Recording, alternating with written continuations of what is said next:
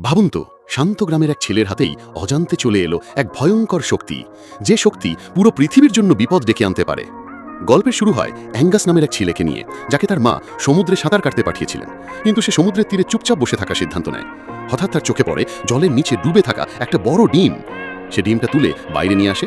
সে ডিমটা ভালো করে দেখছিল, এমন সময় তার মা সেখানে এসে তাকে বাড়ি ফিরে যেতে বলেন। তখন অ্যাঙ্গাস দ্রুত ডিমটাকে তার বালতির ভেতরে লুকিয়ে ফেলে এবং মায়ের সাথে চলে যায়।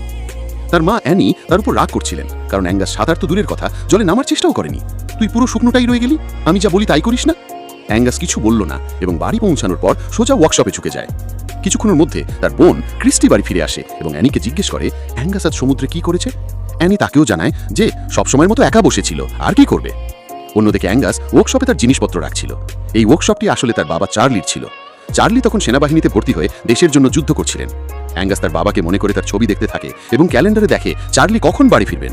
এরপর সে সমুদ্র থেকে পাওয়া ডিমটা বের করে ধুয়ে তার ওপরের স্তরটা তুলে ফেলে। ভেতরে উজ্জ্বল নীল রং দেখে সে অবাক হয়ে যায়। ডিমটা ভেঙে যাবার আগেই অ্যানি তাকে ডেকে নেয়, তাই সে ডিমটা সেখানেই রেখে বাড়ির দিকে দৌড়ায়।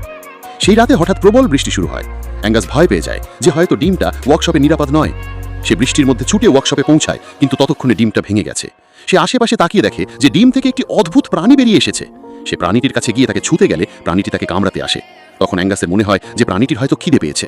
সে দ্রুত কিছু খাবার নিয়ে আসে, যা খেয়ে প্রাণীটি একটু শান্ত হয়। অ্যাঙ্গাস তাকে আদর করে খাওয়াচ্ছিল, এমন সময় অ্যানি আবার তাকে ডাকতে শুরু করে। এরপর বেচারা অ্যাঙ্গাসকে অনিচ্ছাকৃতভাবে ফিরে গিয়ে ঘুমাতে যেতে হয়। পরের দিন সকালে অ্যাঙ্গাস ঘুম থেকে উঠে দেখে যে একদল সৈন্য তাদের বাড়িতে এসেছে।